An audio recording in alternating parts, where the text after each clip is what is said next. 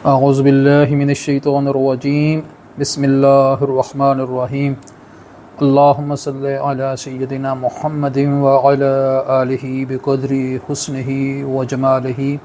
अस्सलामु अलैकुम रहमतुल्लाहि व बरकातुहू। दोस्तों, क्या हाल है? ठीक ठाक हो? खैर खैरियत है? अच्छा, सबसे पहले गुजारिश ये है कि ये जो मैं वीडियो रिकॉर्ड कर रहा हूँ, ये खुसूसी तौर पे ऐसे बच्चे जिन्होंने एफएससी पार्ट 2 का एग्ज़ाम दिया हुआ है और वो उसका इंतज़ार कर रहे हैं रिज़ल्ट का, उनके लिए खुसूसी तौर पे ये कारआमद होगी। और बाकी जो बच्चे पार्ट 1 में हैं या मैट्रिक में हैं या जो बच्चे आर्म्ड फोर्सेस में मुसल्लह अफवाज में जाने के ख्वाहिशमंद हैं, उनके लिए ये अमूमन फ़ायदेमंद होगी। तो इसलिए इस वीडियो को बड़े तहम्मुल से फ़ारग वक्त में आराम से बैठ के देखें। जल्दी जल्दी इसको देखने का कोई फ़ायदा नहीं होगा।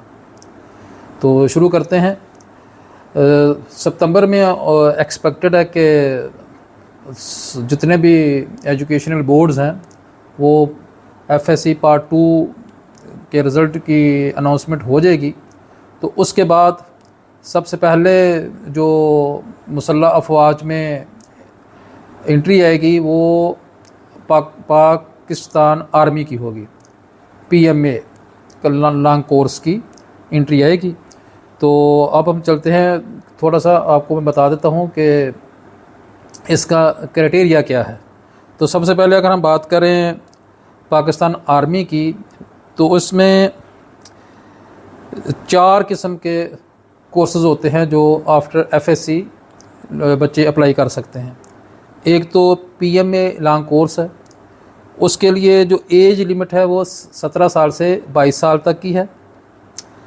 और फिर टीसीएस है, टेक्निकल कैडेट कोर्स, इसकी उम्र है 17 से 21 साल और ये साल में सिर्फ एक दफ़ा ही आता है और वो आता है फरवरी के महीने में।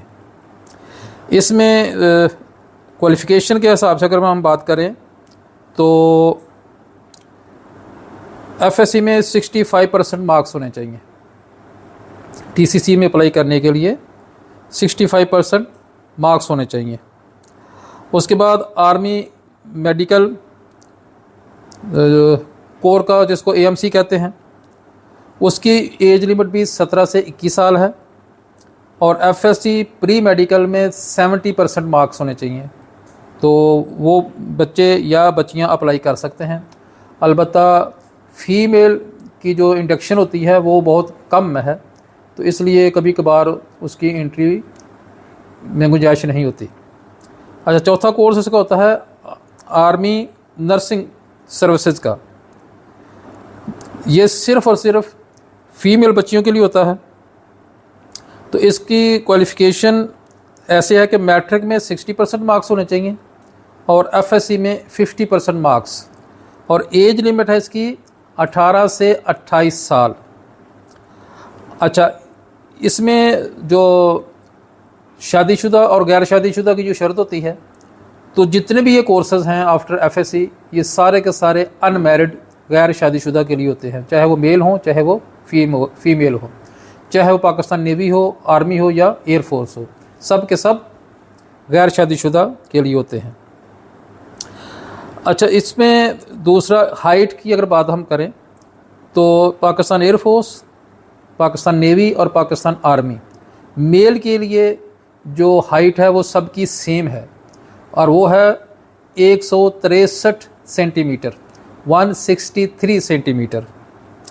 अच्छा, अब हम बात कर लेते हैं थोड़ी सी आर्मी नर्सिंग सर्विस की। तो उसमें चूँकि ये सारी की सारी फ़ीमेल बच्चियाँ होती हैं, तो उसकी जो हाइट है वो है 152.4 सेंटीमीटर, 152.4 सेंटीमीटर। तो पाकिस्तान नेवी की बात करते हैं। पाकिस्तान नेवी में सिर्फ एक ही कोर्स आता है, पाकिस्तान नेवल कैडेट्स के नाम से, और उसकी जो एज लिमिट है वो है 16 से 21 साल और एफएससी में नंबर होने चाहिए 60%, वही गैर शादीशुदा होना चाहिए और हाइट मैंने बता दिया 163 सेंटीमीटर।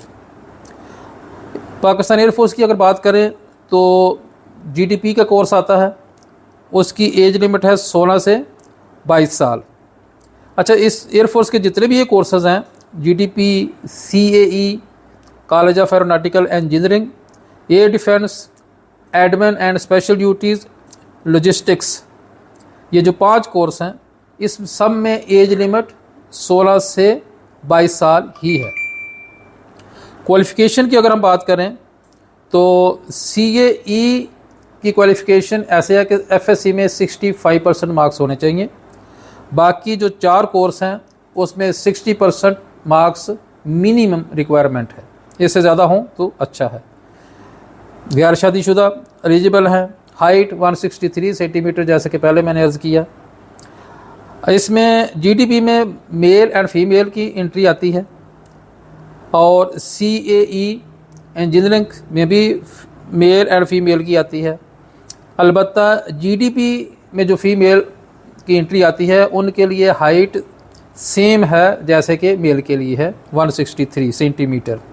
अलबत्ता इंजीनियरिंग कोर्स के लिए 147 सेंटीमीटर की जो हाइट है वो फीमेल के लिए है। अच्छा, ये तो था मोटा मोटा क्वालिफ़िकेशन वगैरह के लिए।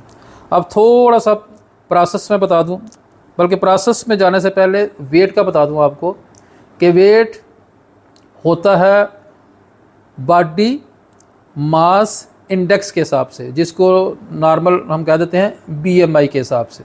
तो बीएमआई डिपेंड करता है हाइट के हिसाब से। जैसे हाइट बढ़ती या कम होगी उस हिसाब से आपका वज़न भी कम या ज़्यादा होगा। अच्छा, इसका सबसे पहले तो इनिशियल टेस्ट होते हैं रिस्पेक्टिव सिलेक्शन सेंटर पे, नेवी, आर्मी एंड एयरफोर्स के। उसमें सबसे पहले इंटेलिजेंस टेस्ट होता है, जिसमें के verbal and non verbal question होते हैं। ये ऑलमोस्ट अराउंड 100 के होते हैं, और जो टाइम होता है वो अबाउट 40 to 60 मिनट ये टाइम होता है इसका टोटल अटैम्प्ट करने का। टाइम बहुत शार्ट होता है और मुकाबला सख्त होता है, तो इसलिए इसके लिए पहले कोई इंटेलिजेंस की बुक लेके उसको पढ़ लेना चाहिए। उसका फ़ायदा सिर्फ ये होगा कि आपको थोड़ा सा अंदाज़ा हो जाएगा कि किस तरह के क्वेश्चन को मैंने किस तरह की ज़हनी अप्रोच लड़ा के इसको मैंने सॉल्व करना है। अगर फर्स्ट टाइम आप उसको अटेम्प्ट करने की कोशिश करेंगे तो बहुत मुश्किल हो जाएगा और फेल होने के चांसेस ज़्यादा हैं। इसलिए पहले घर में बैठ के प्रैक्टिस कर ले। और ये ज़रूरी नहीं है कि जो बुक आप पढ़ें उसी बुक में से क्वेश्चन ही उधर हों, वो बिल्कुल 100% मुख्तलिफ हो सकते हैं। लेकिन अगर आपको उसकी अप्रोच का पता होगा कि इस क्वेश्चन को वर्बल है या नॉन वर्बल है, इसको मैंने कौन कौन सी अप्रोच, कौन कौन से एंगल से इसको मैं सॉल्व कर सकता हूँ, तो फिर आपके लिए कोई मसला नहीं है। अलबत्ता एक चीज़ इसमें ध्यान में रखने की ज़रूरत है कि नेगेटिव मार्किंग इसमें नहीं होती। इसलिए कोशिश करें कि पहले ऐसे क्वेश्चन करें कि जो आपको 100% श्योर हों, और उसके बाद जब टाइम ख़त्म होने वाला हो तो जो क्वेश्चन आपके रह गए हैं जिनकी आपको बिल्कुल कोई समझ नहीं आ रही, उनको भी अल्लाह पे भरोसा करते हुए बस टिक कर दें। तो इंटेलिजेंस टेस्ट जो इंडिविजुअल का क्लियर हो जाता है उसको फिर एकेडमिक टेस्ट के मरहले में से गुजारा जाता है, जिसमें इंग्लिश, फिज़िक्स, इनके आपको एमसीक्यूज टाइप क्वेश्चन पेपर आ जाता है। उसके बाद एक छोटा सा इंटरव्यू होता है जिसमें नॉर्मल वो जो ओसी सिलेक्शन सेंटर होते हैं वो इंडिविजुअल से उसके पर्सनल इन्फॉर्मेशन और थोड़ी बहुत जनरल किस्म की जनरल नॉलेज होता है उसके बारे में पूछते हैं। डीपली नहीं होता। डीपली इसलिए नहीं होता कि डीपली इंटरव्यू आपका जाके ISSB में होना होता है, तो इसलिए बहुत लिमिटेड किस्म का इंटरव्यू होता है। अच्छा, उसके बाद मेडिकल जो एयरफोर्स और नेवी का है उसमें तो टेस्ट वगैरह होते हैं। हाइट आपकी देखी जाती है, घुटने आपके देखे जाते हैं कि आपस में वो ना मिलते हों, पाँव के नीचे देखा जाता है कि वो फ्लैट ना हो। अलबत्ता आर्मी वाले जो हैं वो 1.2 किलोमीटर रनिंग भी करवाते हैं। 1.2 किलोमीटर। तो उसकी भी प्रैक्टिस करनी ज़रूरी है जो बच्चे PMA लॉन्ग कोर्स में अप्लाई करने के ख्वाहिशमंद हों। अच्छा, अब हम चलते हैं थोड़ा सा ISSB के मतलब बता दें। ISSB का जो पोर्शन है वो बहुत ही एनर्जेटिक किस्म का होता है। उसमें हर किस्म की वो एक्टिविटी देते हैं, साइकोलॉजिकल भी देते हैं। उसके बाद उसकी कमांड की एबिलिटी को परखने के लिए उस तरह के भी टास्क दिए जाते हैं। फिर उसको कि वो सोशली कितना का अपने आप को एडजस्ट कर सकता है, उस तरह की एक्सरसाइज भी एक्टिविटी उधर अवेलेबल होती हैं। पब्लिक स्पीकिंग भी होती है। उसके बाद ऐसे राइटिंग, वन वर्ड सब्स्टिट्यूट, इस तरह के काफ़ी सारी एक्सरसाइज होती हैं और काफ़ी जो है हेक्टिक किस्म की एक्टिविटीज़ होती हैं 4 दिन के अंदर। और 4 दिन रहना पड़ता है ISSB वाले इंडिविजुअल को ISSB सेंटर के ऊपर। तो जो पहला दिन होता है उसमें सबसे पहले बायोडाटा एक शीट, मुख्तलिफ फॉर्म होते हैं वो देते हैं और उसके लिए वो टाइम उन्होंने मखसूस किया हुआ है कि 45 मिनट में वो सारे के सारे फॉर्म फिल करके देने होते हैं। और उन्हीं फॉर्म के ऊपर ही इंटरव्यू वगैरह जो आखिर में कंडक्ट करते हैं उसके ऊपर काफ़ी बेस करता है, क्योंकि उसमें ऐसी इंफॉर्मेशन दी होती है कि उसी से ही इंडिविजुअल की करैक्टर का, इंटेग्रिटी का पता चल जाता है कि ये झूठ बोल रहा है, इसने कितनी इन्फॉर्मेशन छुपाई है हमसे। तो लिमिटेड टाइम होता है, फॉर्म बहुत ज़्यादा होते हैं, तो इसलिए वहाँ पे कोशिश ये करनी चाहिए कि झूठ ना लिखा जाए और तुक्का ना लगाया जाए। जिस चीज़ का एक्चुअल आपको सच पता है वो लिखें उधर। उसका फ़ायदा ये होता है कि सच को याद रखने की ज़रूरत नहीं होती।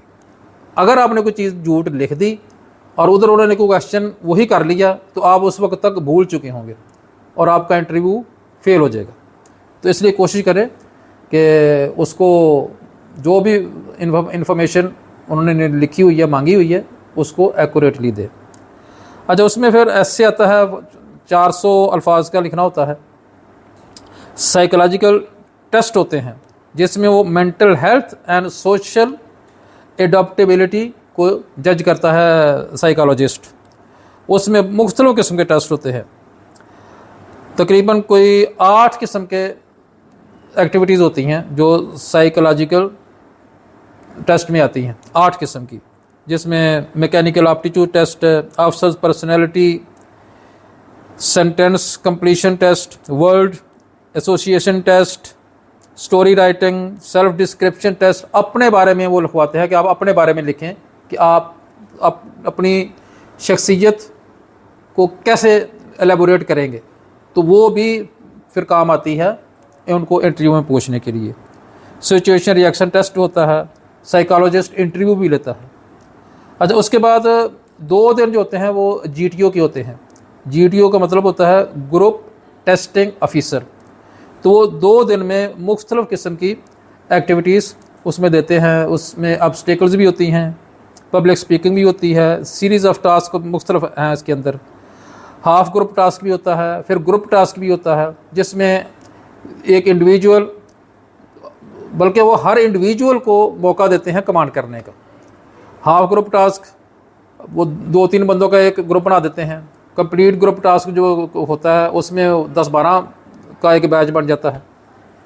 तो कहने का मकसद ये है कि 2 दिन एक्टिविटी ग्रुप टास्क अफसर के पास होती है और इसके भी काफ़ी नंबर होते हैं अपने हिसाब से।